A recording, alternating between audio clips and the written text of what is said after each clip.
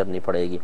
دیکھیے بھائی فرماتے ہیں کہ خدا نخواستہ کسی نے حالت روزہ میں خود پر غسل واجب کر لیا تو اس سے روزہ ٹوٹے گا یا نہیں ٹوٹے گا، اور ٹوٹے گا تو کفارہ لازم ہوگا یا نہیں ہوگا۔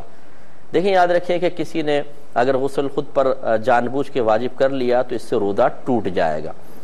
نبی کریم صلی اللہ علیہ وسلم کے پاس ایک اعرابی حاضر ہوئے، یا رسول اللہ میں ہلاک ہو گیا۔ سرکار نے فرمایا کیا ہوا؟ رمضان کے دن تھے، کہنے لگے کہ میں حالت روزہ میں تھا، میری زوجہ بھی حالت روزہ میں تھی، اور مجھ سے غلطی سرزد ہو گئی، یعنی ہم نے جسمانی تعلق قائم کر لیا۔ تو رحمت کونین صلی اللہ علیہ وسلم نے فرمایا کہ تمہارا روزہ ٹوٹ گیا، اب تم اس کا کفارہ ادا کرو۔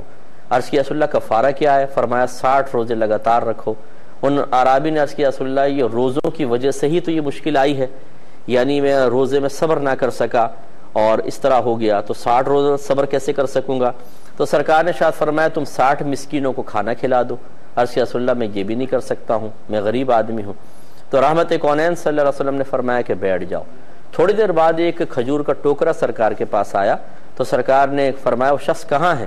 تو وہ کھڑے ہو گئے۔ سرکار نے فرمایا جاؤ اس ٹوکرے کی کھجوریں تقسیم کر دو، اللہ تعالیٰ اسی میں تمہارا کفارہ قبول کر لے گا۔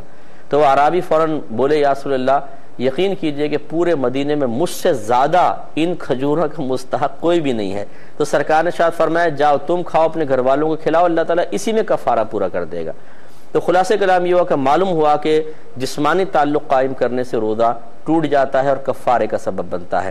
اس کو بنیاد بنا کر فقہا نے فرمایا کہ غسل واجب کرنے میں بھی چونکہ اسی طرح جسمانی تعلق والا معنی پایا جاتا ہے کہ اس سے بھی غسل واجب ہوتا ہے، اس سے بھی ہوتا ہے، تو وہ بھی روزہ ٹوٹنے کا سبب بنے گا، یہ بھی روزہ ٹوٹنے کا سبب بنے گا۔ لیکن فرق یہ ہے کہ جب جسمانی تعلق قائم ہوتا ہے تو اس میں جنایت یا جرم کامل ہوتا ہے، کہ جہاں مکمل لذت حاصل ہو، مکمل مزہ حاصل ہو، اس سے روزہ توڑا جائے تو وہاں کہتے ہیں جرم کامل ہے، جنایت کامل ہے، اس کا نتیجہ کفارہ ہے۔